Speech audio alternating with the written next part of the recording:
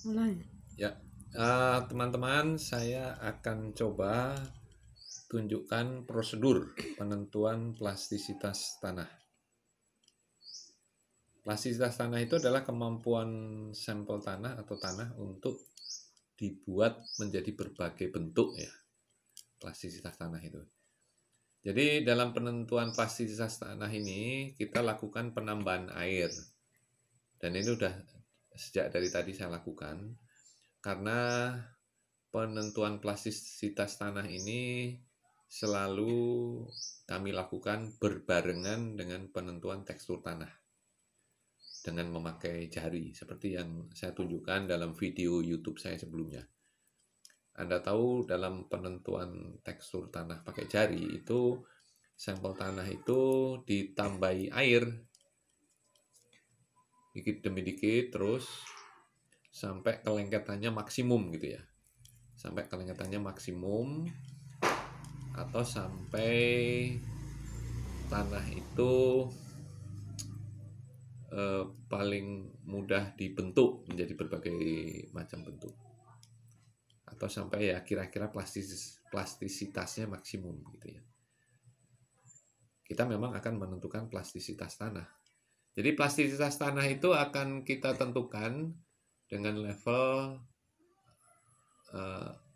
tidak plastis atau agak plastis atau sangat plastis gitu ya. Nah, ini dari tadi saya mencoba mengaduk-aduk antara tanah dengan air ya. Jadi harus tercampur rata itu adukan antara tanah dengan air itu. Sebelum kita melaju atau menuju ke prosedur berikutnya. Dalam prosedur ini kita diminta oleh suatu textbook ilmu tanah ya. Nanti akan saya tunjukkan textbook ilmu tanahnya. Kita diminta atau disuruh membuat silinder kurus berdiameter 3 mm. Nah, kita tetap boleh tambahkan air. Tapi penambahan air juga nggak boleh terlalu banyak ya. Kalau terlalu banyak nanti terasa kelengketannya tuh menurun gitu ya. Kelengketannya menurun ya. Kalau penambahan air terlalu banyak, udah terlanjur terlalu banyak, ya tambahkan aja material tanahnya lagi. Jadi kita menurut prosedur dalam ilmu tanah itu diminta membuat silinder kurus berdiameter 3 mm. Coba kita coba buat ya, silinder kurus berdiameter 3 mm. Tapi ini tanah dengan air harus sudah benar-benar tercampur rata ya. Diaduk-aduk pakai jari tadi.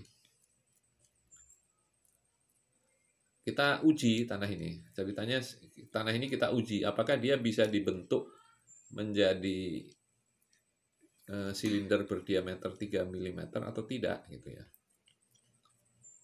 Kan tidak semua tanah bisa dibentuk seperti ini. Tidak semua tanah yang didominasi oleh pasir kasar kan belum tentu bisa dibikin jadi silinder kurus berdiameter 3 mm seperti ini. Nah, coba kita diameter 3 mm itu seperti apa? Kita ukur kan. Diameter 3 mm. Oh, masih kurang kecil ya. Kita bentuk menjadi silinder kurus berdiameter 3 mm. Panjangnya sekitar 5 cm gitu ya. Bisa nggak dia? Sepertinya bisa ini. Bisa dia dibentuk jadi silinder kurus berdiameter 3 mm. Ya berdiameter sekitar 3 mm lah. Ya. Berdiameter sekitar 3 mm. Coba kita tes ukur lagi. Iya bisa jadi silinder kurus berdiameter 3 mm. Tidak semua tanah bisa dibeginikan. Kalau tidak bisa dibeginikan, tidak bisa dibuat menjadi silinder kurus berdiameter 3 mm, berarti tanah itu tidak plastis. Tidak plastis. Tapi ini bisa, jadi kita uji selanjutnya ya. Kita uji selanjutnya, apakah silinder kurus berdiameter 3 mm itu bisa diangkat nggak? Nah, tidak semua silinder kurus tanah dengan diameter 3 mm ini bisa diangkat seperti ini.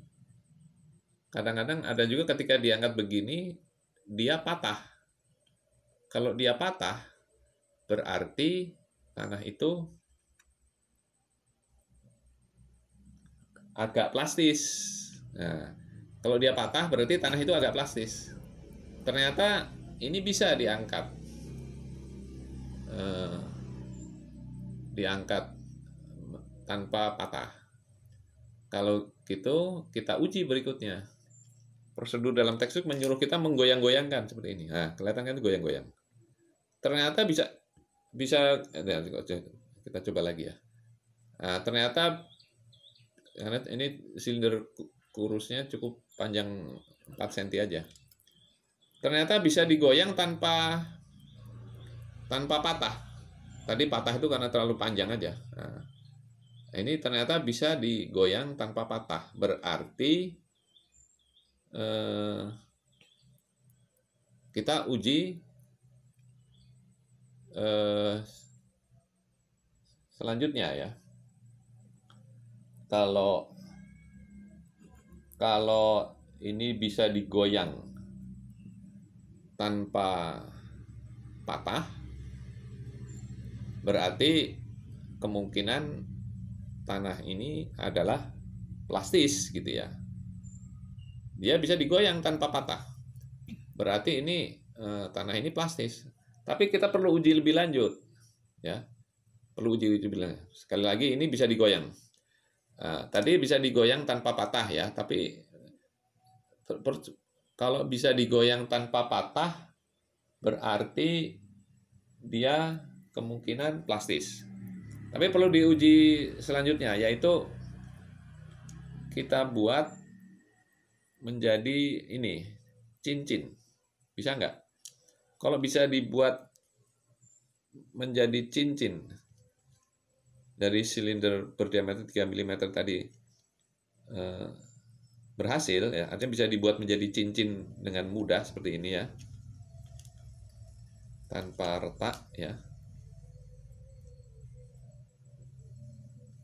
Berarti dia sangat plastis gitu ya.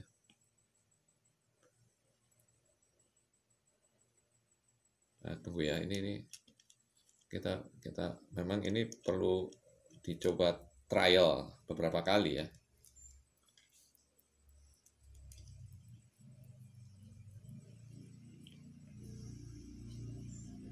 Nah, karena ini silinder kurusnya berdiameter kecil ya, 3 mm, kita boleh melakukan prosedur seperti ini ya. Ini pakai apa? Telapak tangan gini. Tapi kalau tekstur tanah nggak boleh seperti ini. Tekstur tanah ya, tekstur tanah nggak boleh seperti ini. Karena kalau tekstur tanah kan diameternya kan 6 mm. Kalau Anda lakukan seperti ini, itu untuk tekstur tanah kadar airnya nggak rata. Kadar airnya nggak rata sehingga mudah retak. Tapi karena ini silinder kurusnya ini cuman 3 mm diameternya, Anda boleh lakukan seperti ini. Karena cuman 3 mm sehingga tetap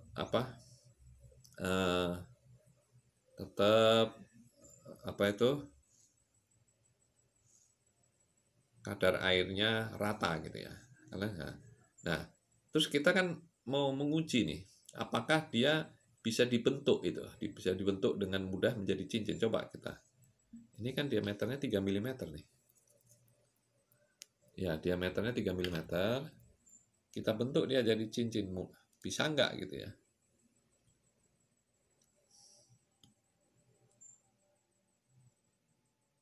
Tanpa retak. Oh.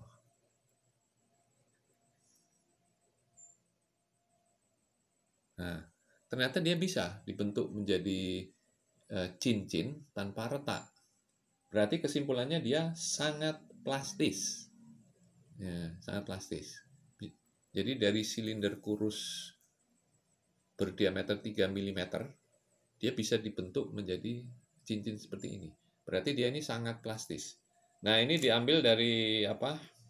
Prosedurnya dari textbook berjudul ini. Silahkan dilihat ini. Silahkan dilihat judulnya ini, Practical Pedology Studying Soils in the Field, karangan Stuart G. McRae. Ya, saya kira cukup ya.